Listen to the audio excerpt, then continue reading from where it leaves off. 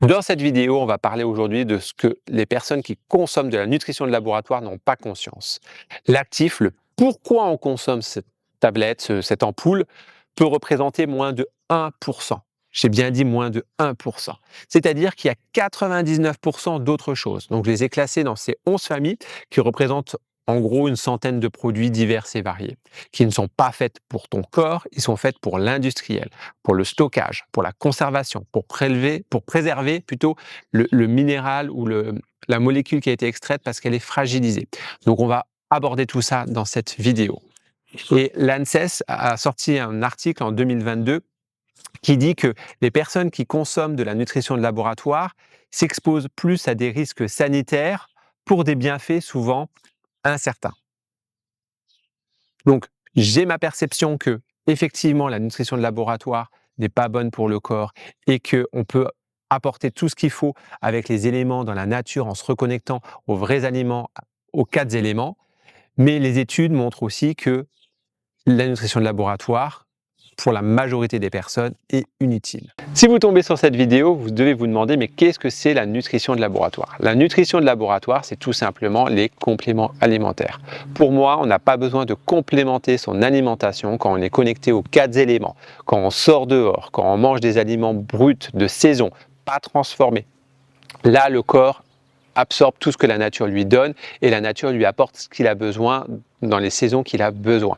Et c'est pour ça que pour moi, la nutrition de laboratoire est hors du continuum alimentaire. C'est pour ça que, en plus, cette nutrition de laboratoire est souvent passée dans des laboratoires, justement.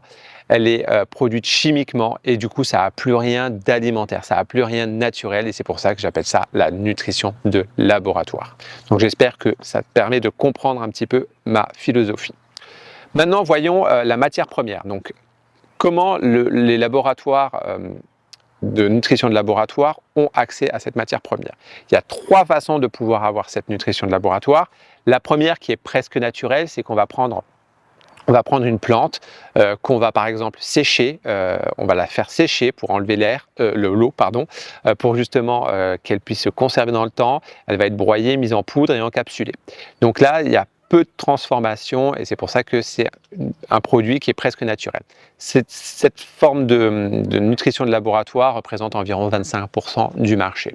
Moi, ce qui m'intéresse, c'est surtout les 2 autres qui représentent 75% du marché. La deuxième façon, c'est qu'on va prendre un produit naturel, qu'on va le transformer en laboratoire et on va se retrouver avec un produit industriel qui n'a plus rien de vivant. Et là, on peut retrouver par exemple le magnésium qui est à la base une pierre naturelle qu'on va transformer dans les laboratoires et du coup, il n'y a plus rien de naturel à la fin. Et la troisième, c'est vraiment une création de toute pièce, c'est-à-dire que l'industriel, il va créer la molécule, ça peut être à base de pétrochimie, donc vraiment rien de naturel et on fait croire aux personnes que ça va être bon pour eux, pour la santé. Donc, ce qu'il faut comprendre, c'est que déjà là, on a différentes façons d'avoir les molécules, l'actif, ce qui est très peu dosé dans la nutrition de laboratoire, qui a déjà subi beaucoup de transformations. Et après, en fonction de la forme chimique que la molécule a, elle a un impact sur sa santé. Parce que clairement, par exemple, le magnésium, il existe plusieurs catégories de magnésium. On a par exemple l'oxyde de magnésium, qui est un magnésium qui est très répandu, mais que le corps, lui, ne sait pas du tout absorber. Par contre, on a un autre type de magnésium, donc une autre forme chimique, qui est le bicyclate, qui lui peut être intégré par le corps beaucoup plus facilement. Mais après, attention, parce que en fonction de la forme chimique, il peut y avoir des effets secondaires comme des effets laxatifs par exemple. Et ce n'est pas propre au magnésium, on peut retrouver la vitamine B12, on peut retrouver le curcumine, la vitamine K. Donc ça, c'est important déjà de comprendre que même dans la nutrition de laboratoire, il peut y avoir le même dosage, mais en fonction de la forme chimique, il n'y aura pas forcément les mêmes effets. Ce qu'on se rend compte, c'est que l'industriel, lui, va isoler la molécule pour pouvoir justement la travailler au mieux. Alors que quand on regarde dans la nature, il y a tout un écosystème, il y a toute une matrice alimentaire qui fait que que quand on consomme un produit, il va y avoir des fibres, il va y avoir des polyphénols, il va y avoir des enzymes, il va y avoir des minéraux, il va y avoir des vitamines, il va y avoir plein de choses que quand on va le mettre dans la bouche, il va se passer des réactions dans le corps, et après ça va descendre dans l'estomac, il va se passer des réactions, et après les intestins vont ingérer et prendre ce qu'ils ont à prendre, et le corps a le temps de pouvoir faire son travail. C'est pas quelque chose qui se fait en un claquement de doigts. Alors que quand on prend de la nutrition de laboratoire, on l'ingère, par exemple une gélule, on l'ingère, ça va directement dans l'estomac, et du coup l'absorption, le corps n'a pas, déjà ne connaît pas cette façon de faire parce que ça existe depuis une centaine d'années. Il se retrouve avec des formes qu'il ne connaît pas forcément, et c'est pour ça qu'il peut y avoir des effets secondaires et que le corps va peut-être avoir des effets laxatifs parce qu'il va se dire ça c'est pas bon pour le corps, on le sort. Et ça, c'est important de comprendre que on n'est pas du tout dans la même philosophie en prenant un aliment brut et que le corps puisse faire son travail de régulation, parce que le corps sait très bien réguler, alors que quand on ingère de la nutrition de laboratoire, on le force et on ne lui laisse pas le choix d'ingérer déjà certaines molécules qu'il ne connaît pas forcément et qui ne sait pas quoi faire et qui ont, sur un effet accumulatif, posent problème. Et tout ça, en fait, ça va créer une bonne biodisponibilité, ça va créer une vitesse d'absorption qui va être lente ou rapide en fonction de si on prend de la nutrition de laboratoire ou si on prend des aliments bruts. Ça apporte aussi de la stabilité. L'industriel, ce qu'il va faire, c'est que lui, il va donc extraire la molécule et il va la sortir de son élément. Et quand on extrait une molécule de son élément, c'est comme nous, quand on se râpe la peau, on va se retrouver avec une peau hypersensible parce qu'on va être vraiment hypersensible à l'air, à la chaleur, à l'humidité. Eh ben, le minéraux, quand on l'extrait de sa matrice, ben, c'est pareil, parce qu'il va être sensible à l'oxygène, il va être sensible à la lumière, il va être sensible au temps, et tout ça fait que l'industriel, lui, va devoir trouver des solutions, des techniques pour pouvoir justement le préserver. Et c'est pour ça qu'il va se retrouver à devoir surdoser certaines molécules pour pouvoir justement, parce qu'il sait que dans le temps, les molécules vont se dégrader, donc il va surdoser pour pouvoir justement assurer une efficacité, et puis il va commencer à rajouter plein de produits qu'on va voir tout à l'heure pour justement faire en sorte que le produit résiste le mieux possible. Et là, on voit bien que la nutrition de laboratoire, c'est pas juste pour faire bien au corps, c'est que c'est un objet industriel. Et tout objet industriel doit répondre à des facteurs, à un cahier des charges dans le but d'être vendu. Donc, qu'est-ce qu'est le devoir de la nutrition de laboratoire? Le premier devoir, c'est déjà que ce soit palpable, que ce soit qu'on puisse le toucher, qu'on puisse l'ingérer facilement, que ce soit une gélule, que ce soit une capsule qu'on met dans un verre d'eau, une ampoule, peu importe la forme galénique. L'idée, c'est que cette nutrition de laboratoire puisse justement être consommée facilement. Ensuite, ça doit pouvoir être avalable facilement. C'est que le goût doit être bon, l'odeur, il ne doit pas y avoir d'odeur, etc. Parce que si forcément si le produit n'a pas goût, n'est pas agréable à consommer, le consommateur, comme c'est de la nutrition de laboratoire, il n'a aucune obligation, il ne va pas le consommer. Et le but de l'industriel, c'est que ça puisse être consommé et vendu. Ensuite, il va devoir respecter des règles. Pour être vendu, c'est mieux. S'il veut pouvoir être commercialisé, il doit respecter des règles, parce que si il ne respecte pas les règles, la liste des produits par exemple, il peut se retrouver avec un produit qui ne peut plus être commercialisé. Petit rappel, c'est que la nutrition de laboratoire peut être commercialisée. Moi, demain, je veux créer de la nutrition de laboratoire, je peux créer de la nutrition de laboratoire, j'ai juste à respecter la liste des ingrédients. Une fois que j'ai la liste des ingrédients, je fais une déclaration à la DGCCRF, et à partir de là, je peux commercialiser mon produit. C'est-à-dire que sans études, sans rien, mon produit peut être commercialisé, qu'il soit bon ou qu'il soit mauvais. Pour qu'il soit arrêté d'être commercialisé, il faut qu'il y ait des gens qui viennent dire ce produit-là, il n'est pas bon. Ce produit-là, j'ai des effets secondaires. Et après, il va être analysé et au bout d'un certain temps, le produit va être retiré. Donc, vous imaginez bien que vous êtes les cobayes, on est les cobayes de cette nutrition de laboratoire, et que sur du moyen terme, long terme, c'est nous-mêmes qui allons dire si c'est bon ou mauvais. Mais moi, je n'ai pas envie d'être le cobaye d'un industriel qui se fait de l'argent sur mon dos. Et puis après, le dernier point qu'il doit respecter l'industriel, c'est qu'il doit pouvoir être durable dans le temps. Durable dans le temps parce qu'entre le moment où la molécule est extraite, que l'industriel puisse l'encapsuler, parce que souvent la molécule est produite dans un pays et le laboratoire sont dans d'autres pays. Par exemple, je vous ai parlé de magnésium tout à l'heure.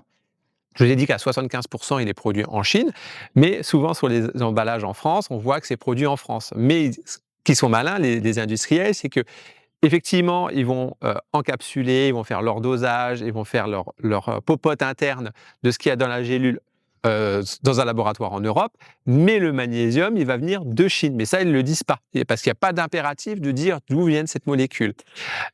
Donc, on se retrouve donc avec un produit qui vient d'un autre pays. Donc déjà, il a voyagé, donc il doit pouvoir survivre à ça. Ensuite, il est encapsulé, ou elle est mise dans une forme galénique propre à la nutrition de laboratoire. Et ensuite, il est envoyé dans des pharmacies, il est envoyé dans des entrepôts pour pouvoir être vendu. Donc ça fait que la nutrition de laboratoire doit pouvoir survivre au moins 2, 3, voire 4 ans entre toutes ces étapes-là avant de pouvoir être consommée. Et dans la nature, quand on regarde encore une fois la nature, parce que la nature, c'est elle qui nous apprend la vie, on ne voit pas de produit qui dure aussi longtemps. Si on regarde, on va retrouver le sel déjà qu'on ne peut pas manger comme ça, mais le sel, ce qui est intéressant, c'est qu'il permet de pouvoir justement faire des salaisons. Comme ça permet de pouvoir conserver des produits ou de pouvoir d'être utilisé dans la lactofermentation. Donc c'est vrai que c'est intéressant et la lactofermentation, elle est connue depuis des centaines d'années. Euh, mais sinon, après, on va retrouver des oliviers. On va faire quoi quand il y a la production d'olives pour pouvoir conserver les olives? On va faire par exemple de l'huile d'olive. On va pouvoir faire du vinaigre avec du raisin, avec des pommes.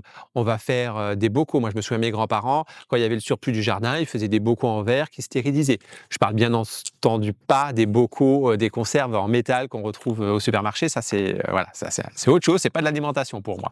Donc, c'est vrai que l'humain a toujours créé il a toujours créé, alors de lui-même ou via des choses des expériences qu'il s'est faites au fur et à mesure, mais tout ça n'était pas dans le but d'améliorer son alimentation, tout ça était dans le but de pouvoir conserver, de pouvoir faire face au moment où il y avait moins d'aliments à consommer, par exemple en hiver, ou face aux pénuries qu'il pouvait y avoir. Mais ce n'était pas dans le but d'améliorer son alimentation. Le corps humain n'a jamais eu besoin de prendre de la nutrition de laboratoire. Il existe pourtant depuis des centaines d'années. Donc ça, il faut en avoir conscience. Et l'industriel, lui, quand il a fait tous ces procédés chimiques pour pouvoir produire cette nutrition de laboratoire, ce qu'il faut avoir conscience, c'est qu'il utilise des produits qui sont tout sauf naturels. Il peut utiliser de la soude, il peut utiliser du peroxyde d'hydrogène, il peut utiliser des solvants, des réactions chimiques, des fermentations. Tout ça n'existe pas en tant que tel dans la nature. C'est vrai que l'industriel, lui, il fait tout ça pour pouvoir souvent purifier. Quand on parle de purifier, ce qu'il faut comprendre, c'est que c'est pas un produit brut qu'on prend, qu'on va purifier et après on se retrouve avec un produit pur. C'est pas tout à fait comme ça que ça marche. Purifier, en fait, c'est que l'industriel va prendre le produit, il va regarder les normes, et puis il va faire descendre cette norme, le produit jusqu'à cette norme-là pour pouvoir atteindre et de pouvoir le commercialiser et après il va le vendre. Donc purifier ne veut pas dire qu'il y a zéro trace de quoi que ce soit. C'est pour ça que dans les produits, plus ils sont traités, plus on peut retrouver des traces de pesticides, etc. dans le produit. Et là, ce qui est intéressant de regarder, il y a une étude en 2025 qui est sortie dans Science, qui compile plus de 1000 études, donc c'est quand même très costaud, qui ont fait une étude sur la contamination aux métaux lourds. Les métaux lourds, déjà, ce qu'il faut savoir, c'est que peu importe où on habite, il y a des métaux lourds dans la Terre, c'est inévitable, il n'y a pas le choix. Maintenant, ce qui se passe, c'est que donc dans cette étude, ce qui montre, c'est que la Chine est contaminée à plus de 19%, leur terre est contaminée à plus de 19% de métaux lourds comme le cadmium, qu'on entend beaucoup parler en ce moment, le plomb, l'arsenic, voilà, différents métaux lourds. Donc c'est quand même assez grave, 19%, ça commence à être costaud. Pourquoi? Parce qu'en fait, ils ont une industrie qui est tellement prolifique et ils produisent tellement pour le monde entier que ils utilisent des produits que nous, on n'utilise pas forcément, qui sont interdits chez nous, mais qu'eux, ils utilisent. Donc forcément, ça repart dans la terre et donc ça contamine encore plus les terres. Et les Chinois, ils sont très nombreux, donc forcément, il y a beaucoup de bouches à nourrir. Donc c'est vrai qu'ils sont dans l'agriculture intensif. Et puis après, il y a tout ce qui est dépôt atmosphérique. Ce qui fait que, pour pouvoir être commercialisés, ils sont obligés d'utiliser des process qui sont quand même lourds, fastidieux, et on se retrouve avec des produits qui sont dits purs, mais qui n'ont rien de pur, puisque du coup, il y a quand même des traces. Et ce qu'on doit comprendre, c'est que le corps, en fait, ce qui se passe, c'est que le corps, on peut s'imaginer un vase, et à chaque fois qu'on prend de la nutrition de laboratoire, on met une goutte. Mais les métaux lourds, par exemple, si on prend cet exemple-là, il n'est pas que dans la nutrition de laboratoire. On va le retrouver aussi dans l'alimentation. Donc on met goutte après goutte, et le corps, lui, ne sait pas évacuer les métaux lourds facilement. Il prend des années pour pouvoir descendre. Donc plus on met de sources différentes de gouttes d'eau qui tombent dans notre vase, bah, plus notre vase sera plein, et plus notre vase est plein, bah, plus on peut avoir des effets secondaires, on peut avoir des désagréments dans sa vie, et ce qui est compliqué à pouvoir rétablir, parce que les métaux lourds, encore une fois, ils mettent des années et des années à sortir du corps. Donc, prenons conscience que plus on diversifie les sources où on contamine son corps, bah, plus le réservoir va être plein, et plus on sera pas forcément dans des bonnes conditions. En introduction, je vous avais dit que la nutrition de laboratoire, donc le principe actif, pouvait représenter moins de 1%. Et là, je vais vous raconter une petite histoire, parce que là, vous allez me dire, ouais, mais on peut avoir cette image complotiste, ouais, les industriels, ils nous cachent tout, l'information, elle est dure à avoir, etc. Et c'est pas du tout le cas. Je vais vous raconter une histoire personnelle que j'ai vécue il y a 3 ans. C'était en automne. On avait été à une journée de la science dans un laboratoire pharmaceutique, donc laboratoire pharmaceutique, nutrition de laboratoire, où est la frontière entre les deux, ça, je pense que je ferai une autre vidéo là-dessus. Euh, et ce qui fait que donc on y va, c'était pour les enfants, pour qu'ils voient différentes réactions, il y avait des choses sympas, donc on y va, ils voient tout ça, et puis à un moment donné, il y avait un monsieur en blouse blanche qui faisait un atelier sur une pastille orange, c'était de la vitamine C, de mémoire, et il commence à nous expliquer comment c'est produit. Donc là, on découvre acide ascorbique, rien à voir avec les oranges, ok. Tous les procédés qu'ils font, bon, on était là, ok. Donc il nous pose la question, à combien on pense que dans cette pastille, il y avait d'acide ascorbique, donc la vitamine C. Et on était là, oh, 80%, 80, 90%. Et là, il nous regarde avec un grand sourire et puis il nous annonce 5%. 5%. C'est hallucinant. Je ne sais pas si on réalise. On peut prendre cette image. Imaginons 100 pommes devant nous. 100 pommes devant nous. Et sur les 100 pommes, on prend 5 pommes. 5 pommes qu'on met de côté. Ça, c'est le pourquoi on consomme cette nutrition de laboratoire. Et les 95 autres pommes, bah, c'est des ingrédients qui sont ici. Et ce qu'il faut savoir, c'est que dans ces 95 pommes, donc dans toute la liste qu'on va énumérer tout à l'heure, ils peuvent mettre jusqu'à 20 produits différents. 20 produits différents. Donc, on prend cette pastille orange, pour une chose, on se retrouve avec quelque chose potentiellement où il y a 21 produits. C'est quand même hallucinant, quoi. J'étais sorti de là et je disais à ma femme, on va continuer avec les oranges. Je pense qu'on fait une cure d'orange, ça ira beaucoup mieux. Intuitivement, j'avais déjà cette notion, parce que je n'avais pas encore cette faculté de pouvoir vous expliquer ce que je vous explique aujourd'hui, mais j'avais déjà cette notion et cette intuition que les produits naturels sont quand même nettement meilleurs pour la santé. Donc, ça, c'était une expérience pour vous dire que, en fait, l'information, on peut l'avoir, et ils se cachent même pas derrière.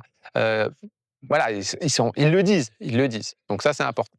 Et quand on regarde justement sur Internet, on peut rechercher des pourcentages, etc. Ils ne le notent pas tous, mais il y en a qui le notent. Et justement, il y a la vitamine D3, où sur un comprimé de 400 mg, la vitamine D3 représente 0,025 mg. 0,025 mg. On peut reprendre l'image des pommes. Là, c'est même pas une pomme qu'on met, c'est un bout de pomme qu'on met de côté. Tout le reste, c'est ces produits-là.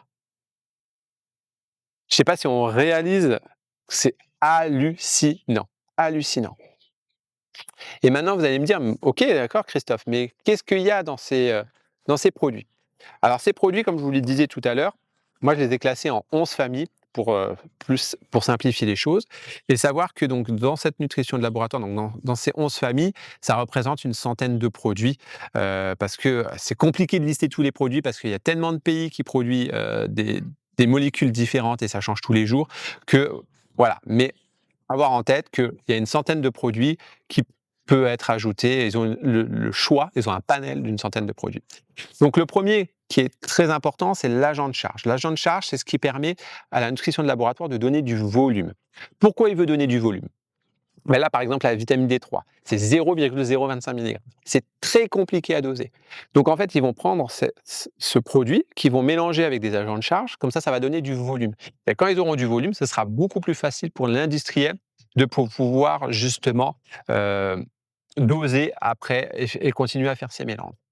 Donc, ça permet vraiment à donner du volume au comprimé quand, par exemple, il y a très peu d'actifs. Ensuite, il va y avoir tout ce qui est édulcorant. Bah, édulcorant, c'est pour le goût, il faut que ce soit bon. Et là, c'est clair que plus c'est bon, plus c'est sucré, bah, plus on a envie de pouvoir le consommer. La troisième famille, c'est tout ce qui est texturant, épaississant, gélifiant. Donc gélifiant, par exemple les gummies. Texturant, c'est pour avoir une texture qui est vraiment agréable. Ensuite, c'est tout ce qui est émulsifiant. Donc là, c'est pour tout ce qui est mélange, par exemple, tout ce qui est un petit peu huileux, où c'est assez important. Ensuite, on va avoir tout ce qui est enrobage, pellicule, gélule.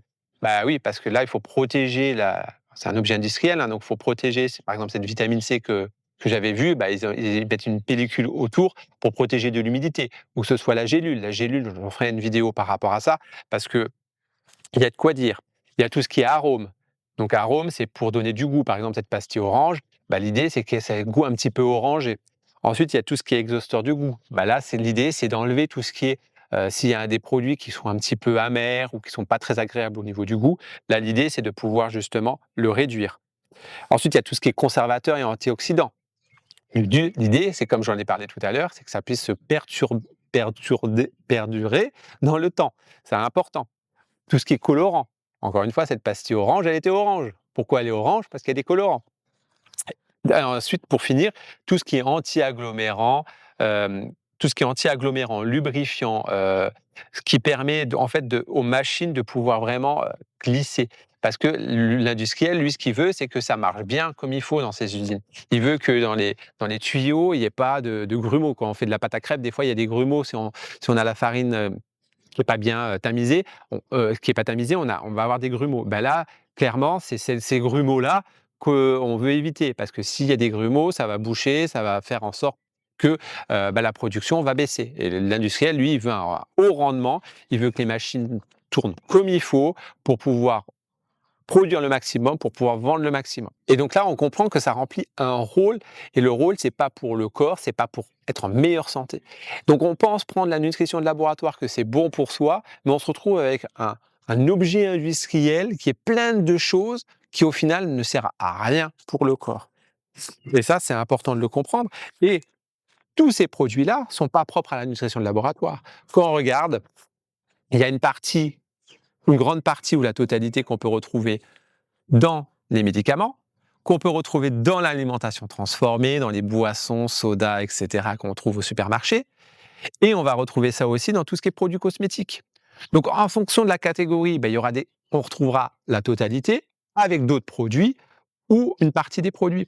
Donc, reprenons mon image de vase avec les métaux lourds. On prend un petit peu d'alimentation transformée, un petit peu de médicaments, un petit peu de produits cosmétiques. On rajoute, on rajoute, on rajoute.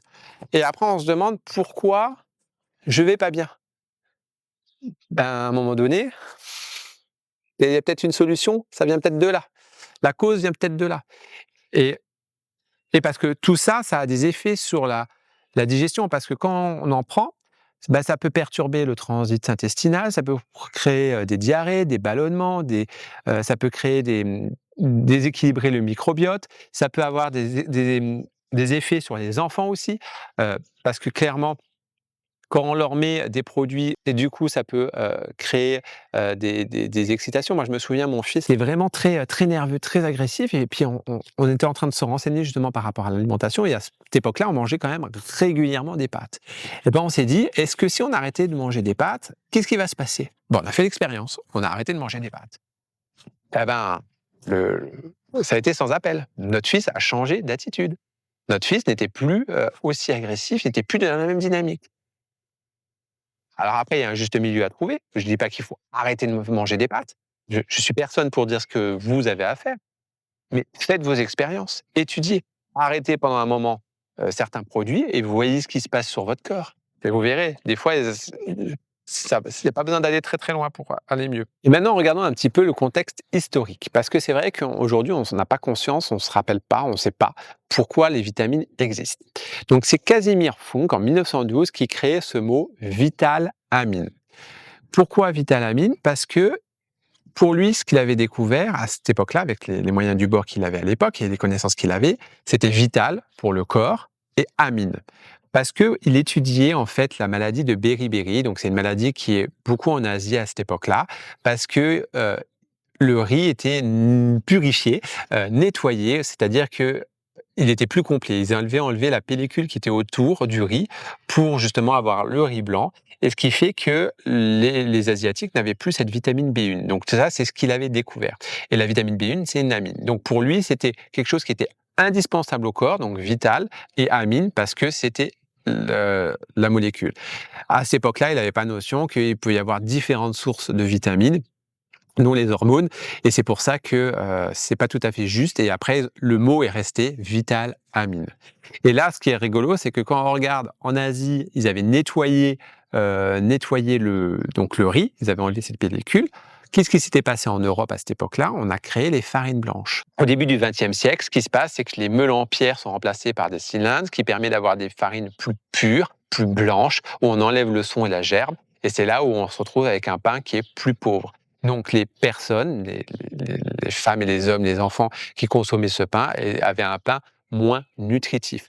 À cette époque-là aussi, il faut se rappeler que les personnes quittaient la campagne pour aller en ville, pour aller travailler dans les usines. Donc, dit usine, dit passer moins de temps dehors, dit porter des habits longs pour se protéger parce qu'à cette époque-là, ils utilisaient beaucoup de charbon, donc il y avait beaucoup de pollution atmosphérique. Ils se retrouvaient avec une alimentation plus pauvre parce qu'ils n'avaient plus leur jardin, ils n'avaient plus accès aux produits frais parce que en ville, pour stocker des produits frais, c'est beaucoup plus compliqué. Et à cette époque-là aussi, il pouvait y avoir des famines en fonction des régions et des pays. Ce qui fait que le corps, quand on ajoute ça, plus ça, plus ça, plus ça, il se dénutrit et c'est là où il y a des maladies qui ont commencé à se créer.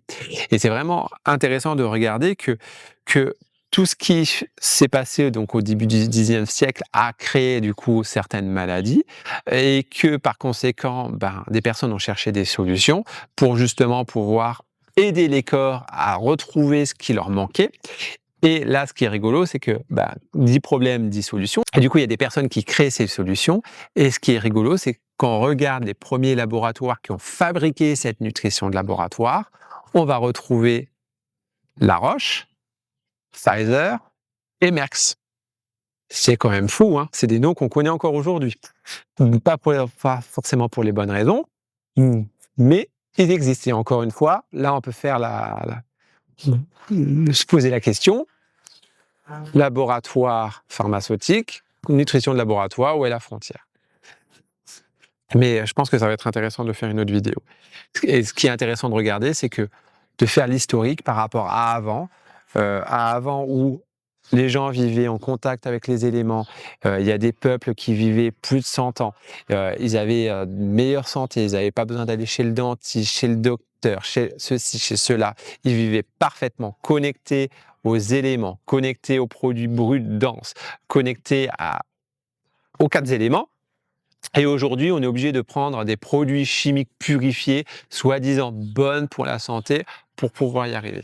Je pense que on a besoin simplement de retourner aux sources, de retourner là où on doit y aller. Et pour finir sur cette vidéo, c'est vrai qu'on pense prendre la nutrition de laboratoire parce qu'on pense que ça peut pas faire de mal. Si, ça peut faire du mal. Et en 2025, il y a un article qui est sorti par le médecin gastro-entérologue Victor Navarro qui étudie justement cette nutrition de laboratoire et qui constate que même avec des produits naturels, il y a des personnes qui se retrouvent avec des hépatites sévères. Du coup, les hépatites sévères, ça touche le foie.